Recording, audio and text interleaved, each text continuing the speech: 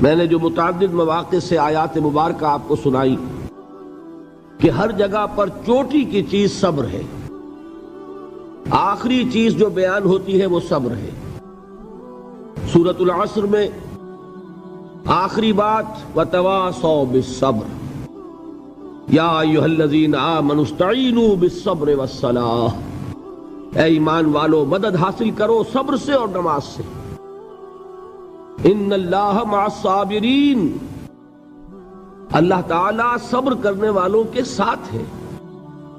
اور پھر آگے چل کر وبشر الصابرین الذین اذا اصابتهم مصیبۃ قالوا انا للہ وانا الیہ راجعون، اے نبی بشارت دیجئے، خوشخبری دیجئے ان صبر کرنے والوں کو کہ جن پر جب بھی کوئی تکلیف یا مصیبت نازل ہوتی ہے تو کہتے ہیں کہ ہم اللہ ہی کے ہیں اور اللہ ہی کی طرف ہمیں لوٹ جانا ہے۔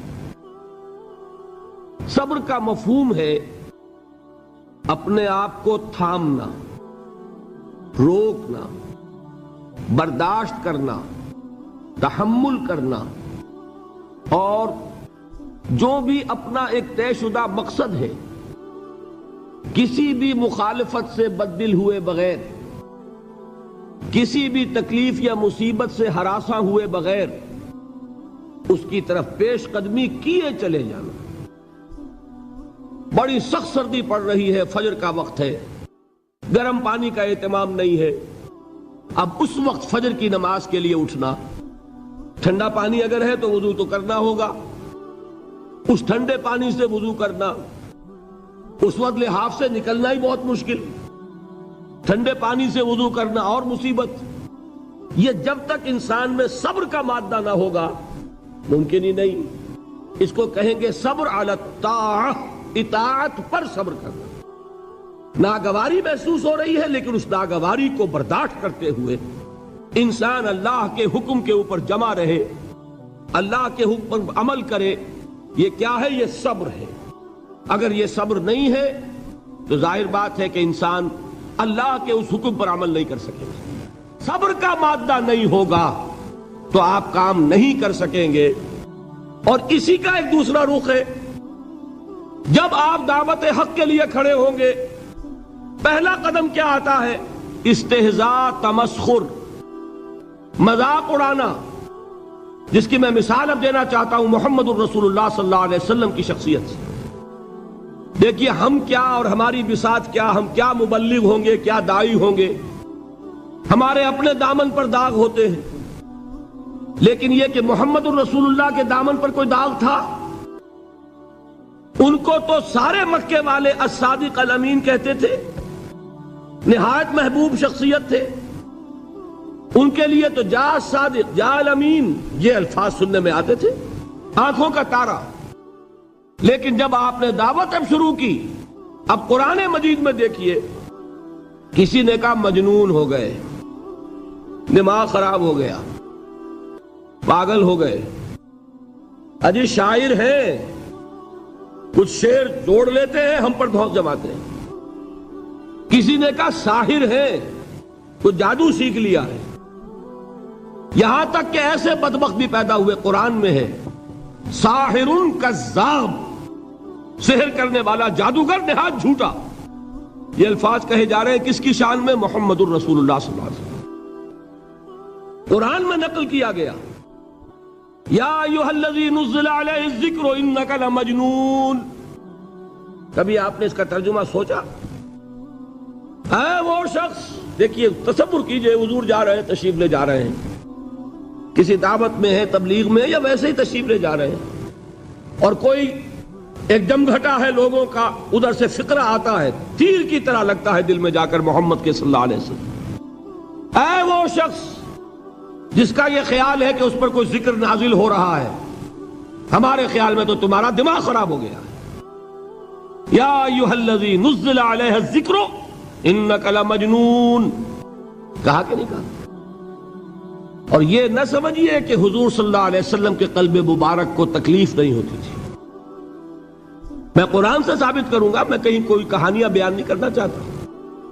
قرآن نے کہا ہے وَلَقَدْ نَعْلَمُ انک یضیق صدرک بما یقولون، اے نبی ہمیں خوب معلوم ہے صلی اللہ علیہ وسلم کہ جو کچھ یہ لوگ کہہ رہے ہیں اس سے آپ کا سینہ بھجتا ہے، یہ جو گھٹن ہوتی ہے، صدمہ ہوتا ہے۔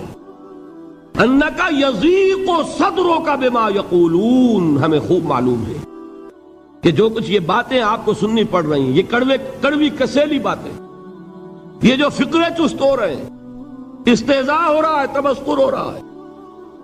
سورہ حجر میں ہے، ایک جگہ کھڑے ہوئے لوگ قرآن کا مذاق اڑا رہے ہیں، بھائی فلاں آیت تم لے جانا، فلاں آیت میری ہوگی، اس کے ٹکڑے کر رہے ہیں، اس کے ٹکڑے حصے بکھرے کر کے قیمہ بنا کر ان آیات کا تمسخر اڑا رہے ہیں۔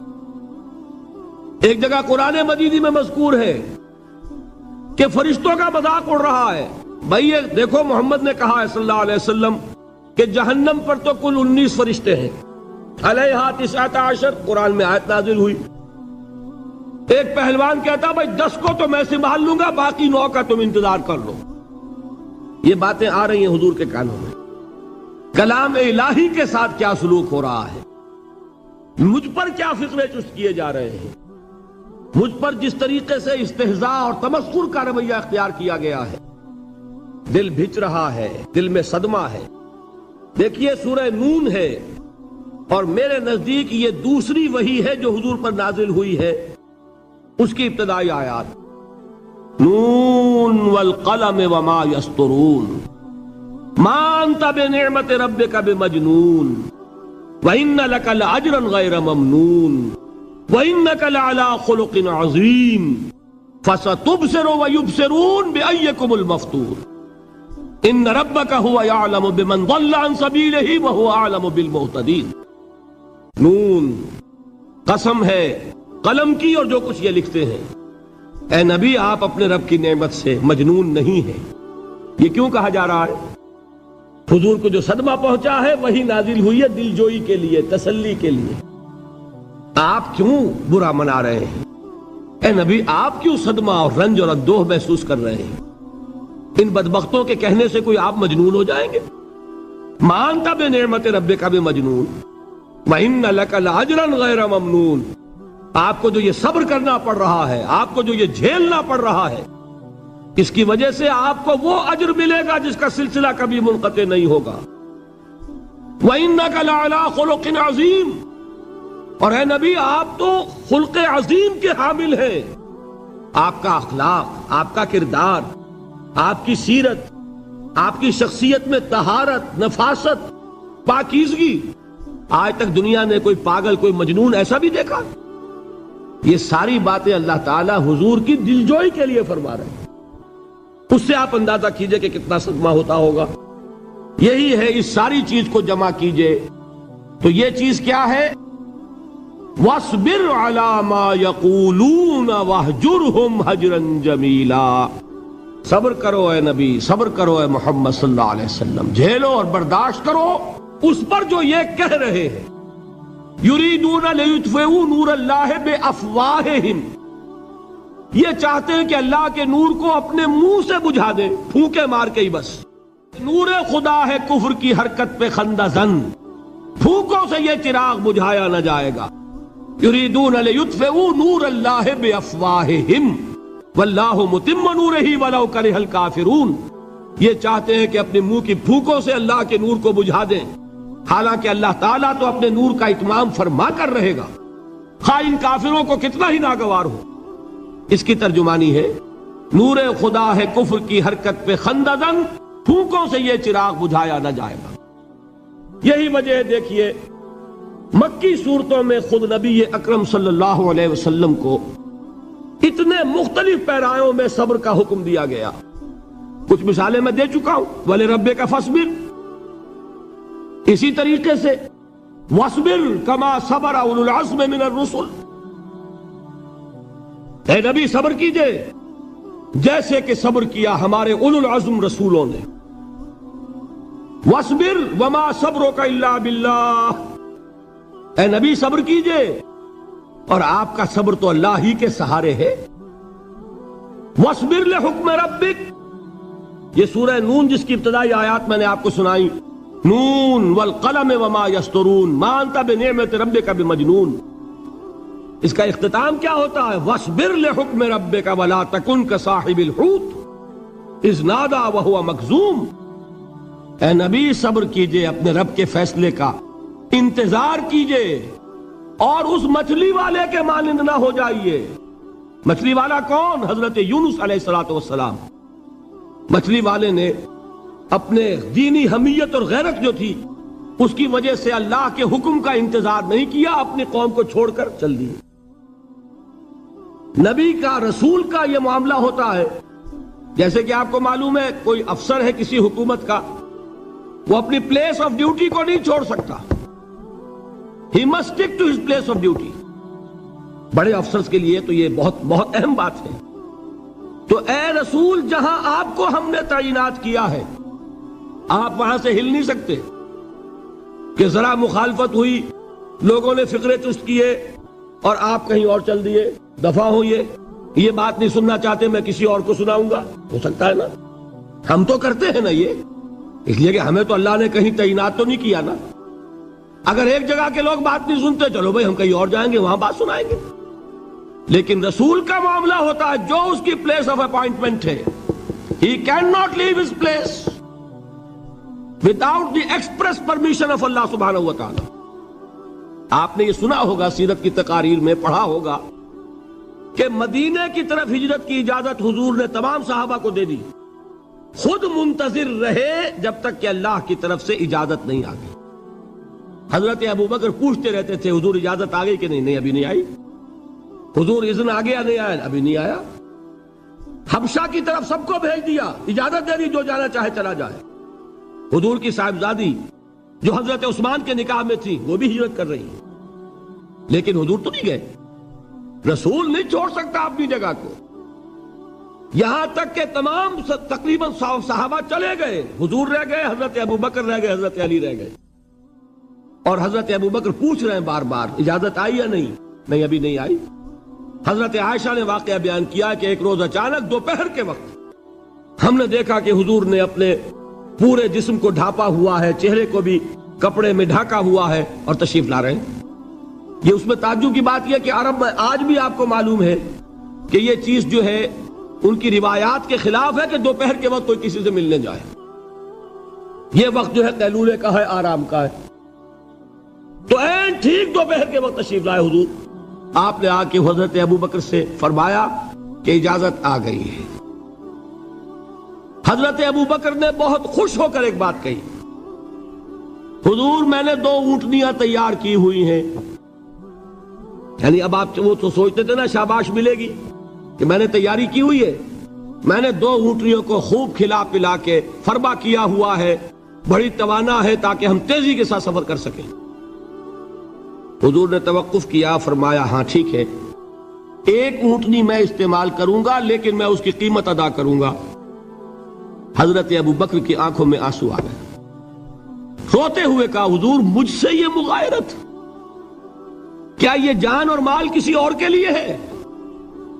آپ مجھ سے بھی کہہ رہے ہیں میری اونٹنی جو ہے وہ بھی بلا معاوضہ آپ قبول نہیں فرما رہے۔ یہ ہے محمد الرسول اللہ کی غیرت اور حمیت کا معاملہ۔ اب دیکھیے ایک بات عجیب ہے، یہ ربط اپنے ذہن میں رکھیے، اللہ تو صبر کی تلقین کر رہا ہے اپنے رسول کو، اور رسول یہی تلقین کر رہے ہیں اپنے صحابہ کو، صبر کرو، جھیلو، برداشت کرو، ہاتھ مت اٹھانا، کوئی جوابی کارروائی نہیں ہوگی، بلکہ اپنے اوپر جھیلو جو کچھ جھیلنا ہے، ڈٹے رہو، پیچھے مت ہٹنا، یہ صبر ہے، لیکن ہاتھ اٹھانے کی اجازت نہیں۔ چنانچہ اب ذرا چشم تصور سے دیکھیے، ابو جہل اس نے جو بدترین روش اختیار کی، وہ ایک خاندان تھا حضرت یاسر، ان کی اہلیہ حضرت سمیہ اور ان کے فرزند حضرت عمار رضی اللہ تعالی عنہم۔ یہ غلام نہیں تھے، حضرت سمیہ تو کنیز تھیں لیکن یاسر غلام نہیں تھے۔ ان کی کہانی یہ ہے، واقعہ یہ ہے کہ یہ بہت نیک آدمی تھے یاسر، یمن کے باشندے، انہیں کو خواب میں بشارت ہوئی کہ نبی کا ظہور ہونے والا ہے مکے میں، جاؤ شاید ان کے قدموں تک پہنچ جاؤ۔ یہ یمن سے ترک وطن کر کے مکے آ گئے۔ ابو جہل کا ایک چچا تھا، بہت شریف النفس انسان، اس کے ساتھ معاہدہ کیا حلیف بن کر، اور وہ مکے میں رہنے لگے۔ اس لیے کہ یہ نوٹ کر لیجئے، مکہ اس وقت ایک قبیلے کا شہر تھا، صرف قریش۔ یا قرشی رہ سکتا تھا وہاں، یا قرشی کا حلیف، کہ اگر تو کسی قرشی نے آپ کو امان دی ہوئی ہے تو آپ رہ سکتے ہیں مکے میں، ورنہ نہیں۔ یا تیسرے قرشی کا غلام، غلام تو ملکیت ہی ہے اس کی، جیسے بھیڑ بکری ہے کسی قرشی کی، اسی طرح اس کے غلام ہے۔ یہ تین کیٹیگریز تھی انسانوں کی مکے میں۔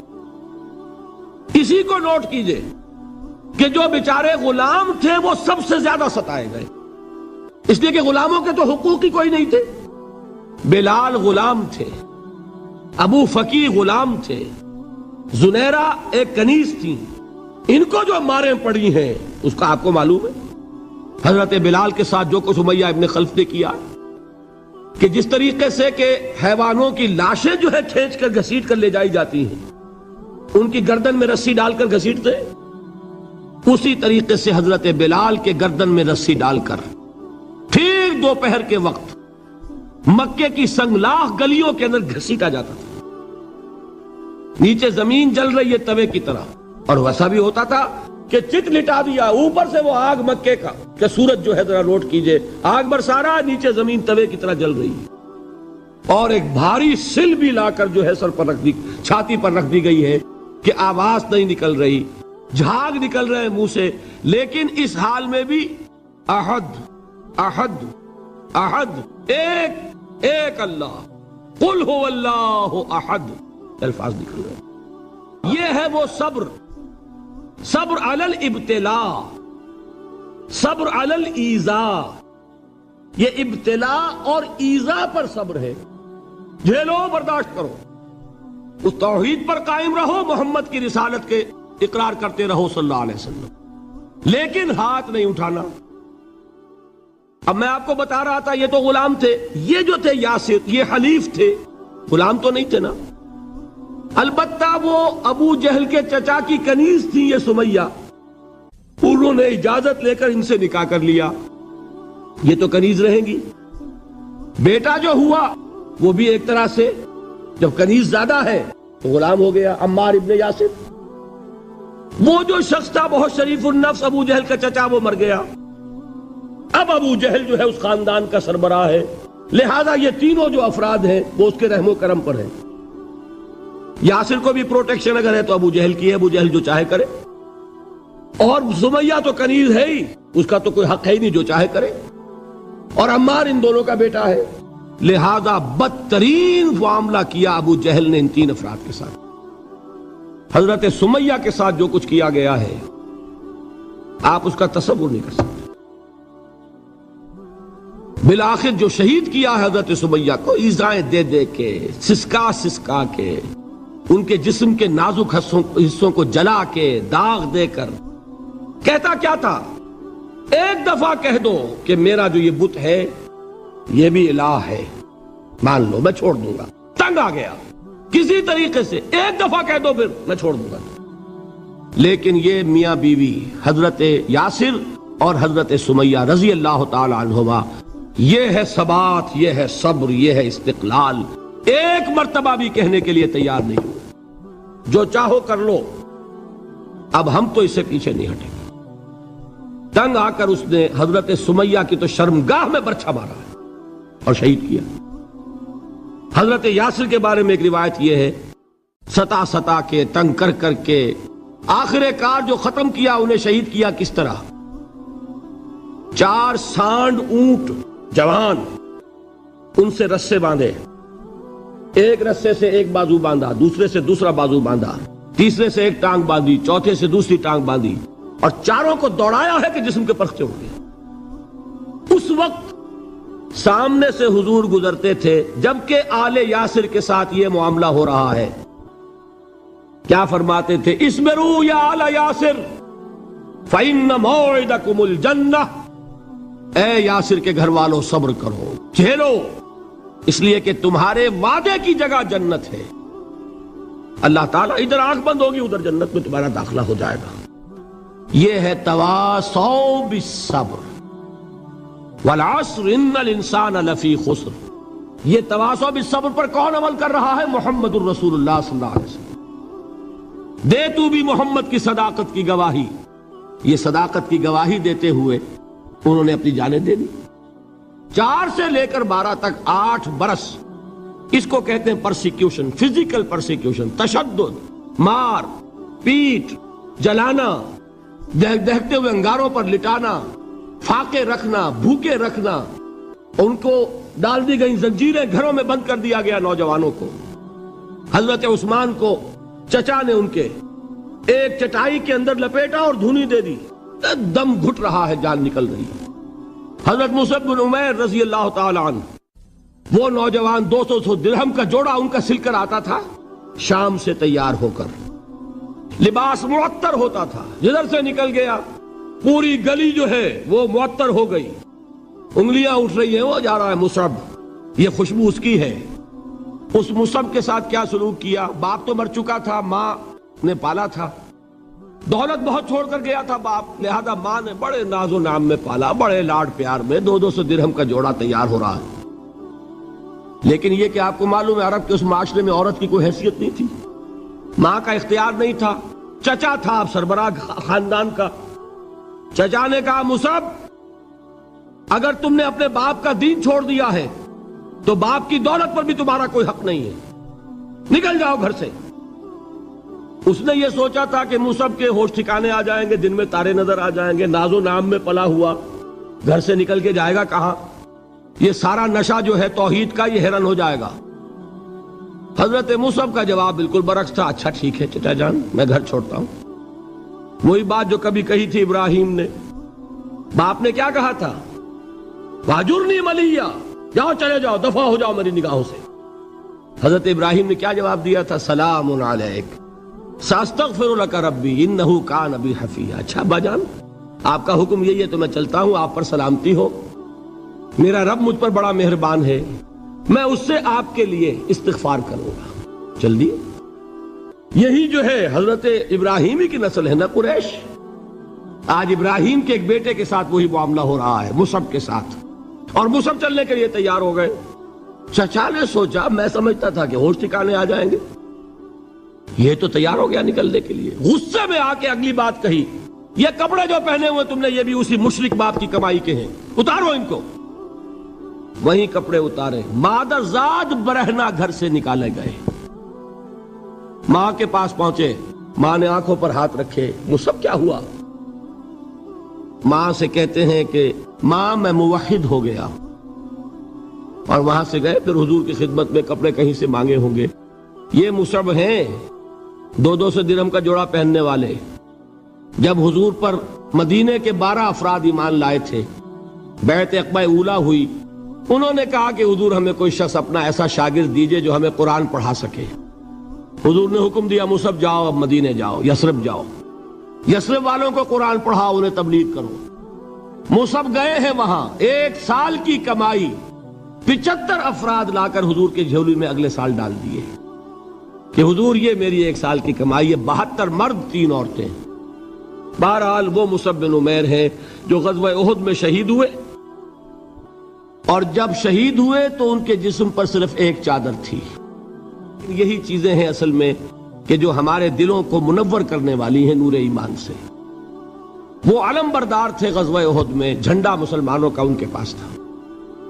ایک ہاتھ پر ایک شانے پر وار پڑا، ہاتھ کٹ گیا، دوسرے سے تھاما، دوسرے پہ کٹ گیا، اب دونوں حصوں کے بچے ہوئے ٹکڑوں سے جھنڈے کو تھاما، گرنے نہیں دیا، یہاں تک کہ شہید ہو گئے۔ گرے ہیں تو جھنڈا گرا ہے۔ شکل میں حضور سے بہت مشابہ تھے، خبر اڑ گئی کہ محمد شہید ہو گئے صلی اللہ علیہ وسلم۔ یہ مصعب بن عمیر کا واقعہ ہے۔ جب ان کو اب دفن کرنے کا وقت آیا، اور شہید کے لیے کفن جو ہے اس کا وہی لباس ہوتا ہے جو شہادت کے وقت ہو، حضور کے سامنے ایک پرابلم پیش کیا گیا۔ حضور، مصعب کے جسم پر تو 1 چادر تھی، اور وہ چادر بھی اتنی چھوٹی ہے، یعنی 2 گز کی چادر بھی نہیں ہے، اس سے اگر سر ڈھانپتے ہیں مصحف کا تو پیر کھل جاتے ہیں، پیر ڈھانپتے ہیں تو سر کھلتا ہے، کیا کریں؟ حضور نے فرمایا سر ڈھانپ دو چادر سے اور پیروں پر گھاس ڈال دو۔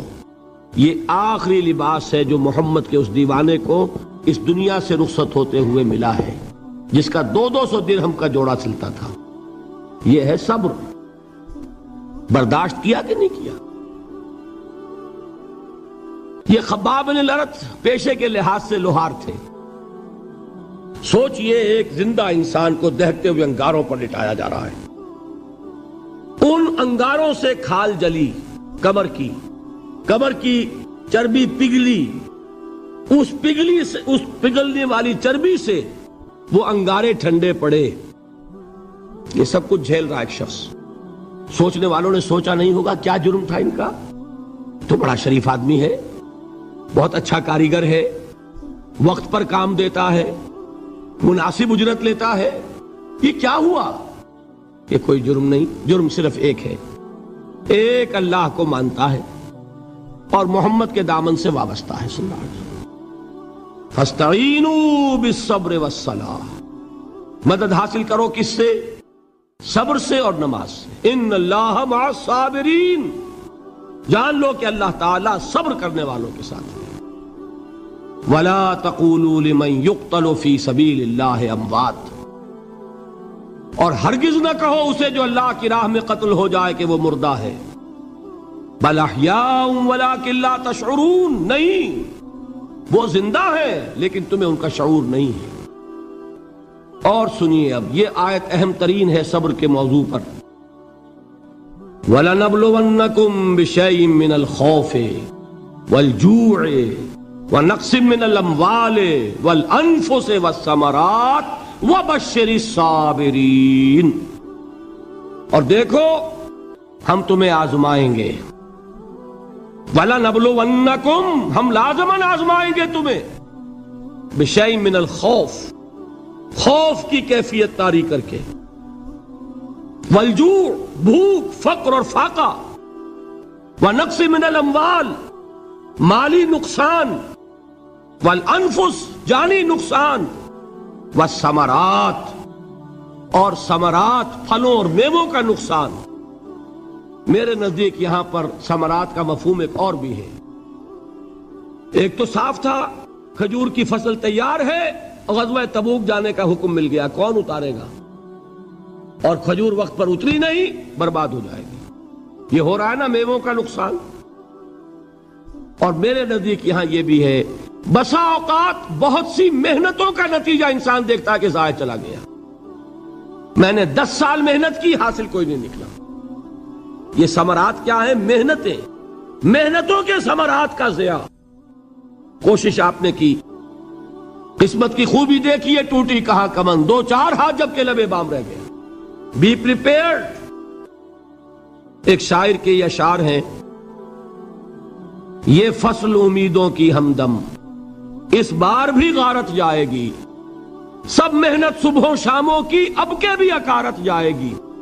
میرے نزدیک یہ ثمرات کا جو لفظ یہاں آیا ہے، وَنَقْصٍ مِّنَ الْأَمْوَالِ وَالْأَنفُسِ وَالثَّمَرَاتِ، سب محنت صبحوں شاموں کی اب کے بھی اکارت جائے گی۔ دھرتی کے کونوں کھدروں میں پھر اپنے لہو کی کھاد بھرو، پھر مٹی سینچو اشکوں سے، پھر اگلی رت کی فکر کرو، پھر اگلی رت کی فکر کرو، جب پھر ایک بار اجڑنا ہے۔ ایک فصل پکی تو بھر پایا، تب تک تو یہی کچھ کرنا ہے۔ ایک مقصد ہے سامنے، انقلاب برپا کرنا ہے۔ ایک کوشش ناکام ہو جائے کوئی پرواہ نہیں، نیکسٹ، پھر تیار رہو ناکامی کے لیے۔ ایسا نہ ہو جو انگریزی میں کہتے ہیں hope for the best but be prepared for the worst. ایسا نہ ہو کہ دوسری مرتبہ ناکام ہو کے بددل ہو جاؤ، تمہاری ہمتیں جواب دے جائیں، نہیں، پہلے سے تیار رہو کہ دوسری مرتبہ بھی ناکامی آئے تو آئے، لیکن جب تک کہ کامیابی حاصل نہیں ہوتی ہمیں یہ کام کیے چلے جانا۔ دیکھیے سیرت میں آیا کہ نہیں یہ واقعہ؟ بدر میں مسلمانوں کو فتح ہوئی تو احد میں زک پہنچی کہ نہیں؟ 70 صحابہ شہید ہوئے کہ نہیں؟ اگر ان کی ہمتیں جواب دے جاتی تو گاڑی کیسے چلتی آگے؟ تو فرمایا وَلَنَبْلُوَنَّكُمْ بِشَيْءٍ مِّنَ الْخَوْفِ وَالْجُوعِ وَنَقْصٍ مِّنَ الْأَمْوَالِ وَالْأَنفُسِ وَالثَّمَرَاتِ، ہم تمہیں لازماً آزمائیں گے خوف کی کیفیت سے، فقر و فاقے کی کیفیت سے، بھوک سے، جان کے نقصان سے، مال کے نقصان سے، محنتوں کے حاصل کے ضائع ہو جانے سے۔ وَبَشِّرِ الصَّابِرِينَ، اور اے نبی بشارت دیجئے صبر کرنے والوں کو۔ الذین اذا اصابتہم مصیبت، وہ کہ جب ان پر کوئی تکلیف آئے، کوئی مصیبت آئے، کوئی آزمائش آئے، قالوا انا للہ وانا الیہ راجعون، وہ یہ کہیں کہ ہم اللہ ہی کے ہیں، اللہ ہی کی طرف لوٹ جانا ہے۔ یہ وہی انداز ہے جو میں نے فارسی کا شعر سنایا تھا آپ کو کہ سرے تسلیم خم ہے جو مزاج یار میں آئے۔ وہ ہمارا مولا ہے، ہمارا آقا ہے، اگر اسے یہی منظور ہے تو ہمیں بھی یہی منظور ہے۔ میں نے تسلیم و رضا کی بات کی تھی نا، آپ کو کچھ شعر سنائے تھے، ایک شعر اور سنیے، اور یہ کس کا ہے؟ محمد علی جوہر کا۔ ایک مرتبہ جیل گئے، ان کی ایک بیٹی جوان بیمار ہوئی، فوت ہو گئی، باہر چھوڑا انگریز نے، جاؤ بھائی دفن کر دو بیٹی کو۔ دوسری مرتبہ جیل گئے، دوسری جوان بیٹی اسی مرض میں مبتلا ہوئی، اب یہ جیل میں ہے، خبر پہنچی کہ دوسری بیٹی کے اوپر بھی اسی مرض کا حملہ ہوا ہے۔ ایک نظم لکھی ہے جس کا آخری شعر یہ ہے، تیری صحت ہمیں منظور ہے لیکن اس کو نہیں منظور تو پھر ہم کو بھی منظور نہیں۔ یہ ہے، جب تک یہ کیفیت نہ ہو اس میدان میں آدمی ثابت قدم نہیں رہ سکتا کہ میرے رب کو اگر یہ منظور ہے تو یہی مجھے منظور ہے، اور تیری صحت ہمیں چاہیے تو ضرور، لیکن ہمارے رب کو منظور نہیں تو ہمیں بھی منظور۔ راضی برضائے رب۔ وَبَشِّرِ الصَّابِرِينَ الَّذِينَ إِذَا أَصَابَتْهُمْ مُصِيبَةٌ قَالُوا إِنَّا لِلَّهِ وَإِنَّا إِلَيْهِ رَاجِعُونَ، نہ شود نصیب دشمن کے شود ہلاک تیغت، سر دوستہ سلامت کے تو خنجر آزمائی۔ اولئک علیہم صلوات من ربہم ورحمہ، یہی ہیں وہ لوگ جن پر ان کے رب کی طرف سے عنایتیں ہیں اور رحمتیں ہیں۔ وَأُولَئِكَ هُمُ الْمُهْتَدُونَ، اور یہی ہیں وہ لوگ جو کامیاب ہونے والے ہیں، ہدایت پانے والے، ہدایت یافتہ۔ وَالصَّابِرِينَ فِي الْبَأْسَاءِ وَالضَّرَّاءِ وَحِينَ الْبَأْسِ، اور صبر کرنے والے، اصل نیکی ان کی ہے، جسمانی تکلیفوں میں صبر کرنے والے، فقر اور فاقے میں صبر کرنے والے، اور جنگ کے وقت صبر کرنے والے۔ اولئک الذین صدقوا واولئک هم المتقون، یہ ہیں وہ لوگ جو صبر کرنے والے ہیں، یہ ہیں جو سچے ہیں، جو اپنے دعوے میں نیکی کے اور ایمان کے صادق ہیں، اور یہی وہ لوگ ہیں جو متقی۔ اللہ تعالیٰ نے کیسے کیسے مسلمانوں سے کہا، مسلمانوں تمہیں زک پہنچی ہے تو انہیں بھی تو پہنچی تھی، ان کے 70 نہیں مارے گئے تھے بدر میں، ان کے حوصلے جو ہیں وہ تو پست نہیں ہوئے، وہ اگلے سال آ گئے تم پر چڑھائی کر کے، تم کیوں اتنا برا مان رہے ہو؟ تمہارے دل اتنے زخمی کیوں ہو گئے؟ تمہیں تکلیف پہنچتی ہے تو انہیں بھی پہنچتی ہے۔ اپنی غیرت جو ہے ہمیں ذرا اس کا جائزہ لینا چاہیے۔ لوگ باطل نظریات کے لیے کتنی قربانیاں دے رہے ہیں، لوگ باطل چیزوں کے فروغ کے لیے کتنی محنتیں کر رہے ہیں۔ جیسا کہ میں نے ابھی کہا تھا، اسی غیرت کو چیلنج کرنے کے لیے، ذرا آپ کی حمیت دینی کو جوش دلانے کے لیے، قادیانی نوجوان کتنی تعداد میں اپنے آپ کو دین کے لیے وقف کرتا ہے، اور آپ کتنے نوجوان ہیں جو اپنے آپ کو دین کے لیے وقف کر دیں، اور ہوں وہ کھاتے پیتے گھرانوں کے لوگ۔ یہ نہیں ہے کہ اگر کوئی اور کام نہیں کر سکتا تو پھر یہ ہے کہ وہ دین کے کام میں لگ جائے۔ باصلاحیت لوگ، کھاتے پیتے لوگ، ذہنی استعداد رکھنے والے لوگ، اونچے گھرانوں کے لوگ، وہ وقف کریں اپنے آپ کو دین کے لیے۔ اس کے بغیر کیسے باہر آ جائے گی، کیسے رونق آ جائے گی؟ تو دنیا میں باطل نظریات والے جو ہیں، یہ بات کہی گئی ہے، مسلمانوں تم اگر توحید کے لیے لڑ رہے ہو، دیکھتے نہیں ابو جہل کو، اس نے گردن کٹوائی ہے شرک کے لیے، شرک کے لیے گردن کٹوائے، اور تم توحید کے لیے گردن کٹوانے کو تیار نہ ہو۔ اس نے گردن کٹوائی کہ نہیں کٹوائی؟ اور کس طرح کٹوائی ہے؟ کیونکہ بڑا متکبر قسم کا، فرعون قسم کا شخص تھا، جب گردن کاٹنے لگے تو کہتا ہے ذرا نیچے سے کاٹنا تاکہ جب تم نیزے کے اوپر چڑھاؤ میرے سر کو تو اونچا نظر آئے، معلوم ہو سردار کا سر ہے۔ وہ بدبخت مرتے ہوئے بھی جو اس کی کیفیت تھی نا، اس کو ذہن میں رکھیے۔ تو یہ اس لوگوں نے قربانیاں دی، جانیں دی، تو فرمایا اگر تم ان سے زیادہ قربانی نہیں دو گے، یہ نوٹ کر لیجئے اس کو، مجرد اگر حق کو غالب کرنا اللہ کے ذمے ہو تو آنے واحد میں غالب کر دے گا، تمہیں تکلیف ہی دینے کی ضرورت نہیں۔ سمجھ رہے؟ کیا اللہ کے مقابلے میں کوئی باطل کی طاقت ٹھہر سکتی ہے؟ یہ تمہارے ایمان کا امتحان ہے، یہ تمہارے خلوص کی آزمائش ہے، یہ تمہارے امتحان کا ثبوت درکار ہے کہ اللہ تعالیٰ دیکھنا چاہتا ہے تم اس کے لیے اپنی جانیں قربان کرنے کو تیار ہو کہ نہیں، تم اس کے لیے تن من دھن لگانے کو تیار ہو کہ نہیں۔ اور یہ جان لو کہ اگر کفار اور مشرکین اور ملحدین اور باطل نظریات والے وہ جو کچھ قربانیاں اپنے باطل نظریات کے لیے دے رہے ہیں، ان سے زیادہ اگر تم نہیں دو گے تو حق غالب نہیں ہوگا۔ انہوں نے جو صبر کیا ہے اپنے باطل نظریات پر، اگر تم اس سے زیادہ صبر کا ثبوت نہیں دو گے اپنے اس حق پر تو حق غالب نہیں ہوگا۔ اس لیے فرمایا یا ایھا الذین آمنوا اصبروا وصابروا، نہ صرف یہ کہ صبر کرو بلکہ صبر میں اپنے دشمنوں سے آگے نکلو، ان کے صبر سے بڑھ کر صبر کرو۔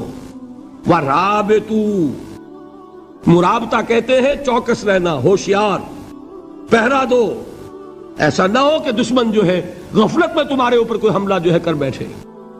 واتقوا اللہ، اور اللہ کا تقوی اختیار کرو، لعلکم تفلحون، تاکہ تم فلاح پاؤ۔ یہ ہے حضرات تواصوا بالصبر۔ میں نے عرض کیا تھا ہر جگہ پر آپ کو چوٹی کی بات صبر ملے گا۔ آیت الکرسی، آیت البر جو میں نے آپ کو سنائی آخر میں، والصابرین فی الباساء والضراء وحین الباس، حامیم السجدہ، وما یلقاها الا الذین صبروا وما یلقاها الا ذو حظ عظیم۔